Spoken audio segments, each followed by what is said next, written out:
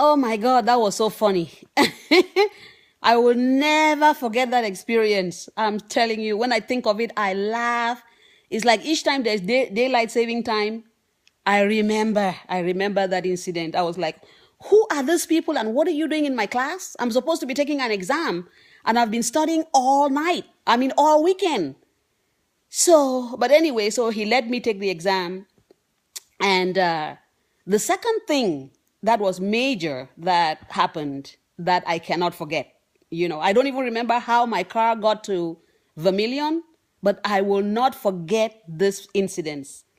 So there was a lady I was friends with, and she was doing her PhD in, I can't remember what it was. And, so we were, it was one weekend. I think I remember it was a weekend, Saturday or Sunday, I don't know.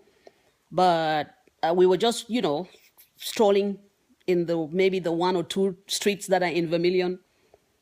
And so she was asking me about Africa and Cameroon. And she asked me a very stupid question. I mean, I was like, she's like, I think she had her bicycle with her. And so we were talking, and so she's like, so I told her, I said, do you know that I don't even know how to ride a bike? And the question she asked me is, do you have bicycles in Cameroon? And I was like, huh? Do you have bicycles in Cameroon? So the next thing you're going to ask me is, do we have cars? The next thing you're going to ask is, do we have houses? Anyway, she didn't ask that. She just asked, do you have bicycles in Cameroon? So I didn't even bother answering her question. She was tall. I'm short. I looked at her and I'm like, I can't even remember her name. I'm like, called her by name, looking straight into her eyes. And I'm like, and you tell me you're doing a PhD?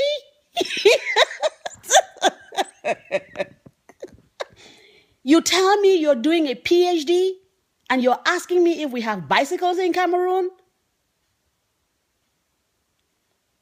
Anyway, it didn't ruin our friendship, okay? So, but anyway, those two things really get me to really, chuckle and laugh out loud when I think about life in Minneapolis. I mean, not Minneapolis, in Vermilion, South Dakota. But, in summer of 1993, and I would say that I had graduate assistants. So the tuition was not only inexpensive. I don't know what it is right now, but it was like half of what you would pay in the DC area. So tuition was not only inexpensive, but I had graduate assistants. I was working for one of my professors as her assistant, and I got tuition reimbursement. I got assistance for this, assistance for that. So I ended up graduating with both degrees, with a bachelor's degree in business and a master's degree in business economics without a student loan. Isn't that amazing? Not even one penny in student loan. Wow, I thank God for that. So, so let me just wrap up. This is like, this video is going to be the last one talking about school in the four walls in a classroom. So let me just say this, okay? No holds barred. If you want to do something, find a way. I mean, if you've been watching all these videos, you would know that life was definitely not easy for me. I mean, I probably left out some details, minute details, but I told you exactly what happened. It wasn't easy. Miss Margaret Valance helped, but it was what they say about not being lucky, or maybe luck being opportunity meeting preparedness. So if every help that I got along the way, if I wasn't prepared, I don't think I would have gotten that help. So when the next time you hear somebody say anybody is lucky, they were prepared when the opportunity hit. Otherwise, they wouldn't have gotten that opportunity. So, are you prepared? What opportunity is going to pass you by because you weren't prepared? And what are you doing to make sure that your life goes in the direction? Do you even have a compass to where you want to go?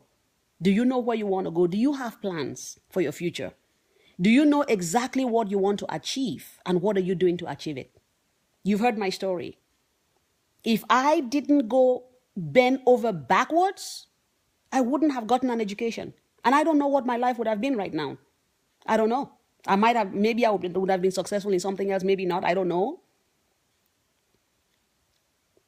But what are you doing? What are you doing? What decisions are you making? What steps are you taking? What plans do you have? What does your map look like? What does the road map to your future look like? Do you have any? Or are you just saying, are you blaming it on the government? Are you blaming it on your parents? Are you blaming it on your siblings? Or blaming it on circumstances? No, it's up to you. It's up to you. That's the reason I'm doing these videos. Maybe my experience, I got some help along the way, but I had a roadmap, so it made it easy. All right. So I hope you got some value out of this. I'm going to continue. That is the end of formal education. Okay, so I'm going to continue and get into the next phase, which is the career and the work and whatever. All right, so we'll talk to you soon.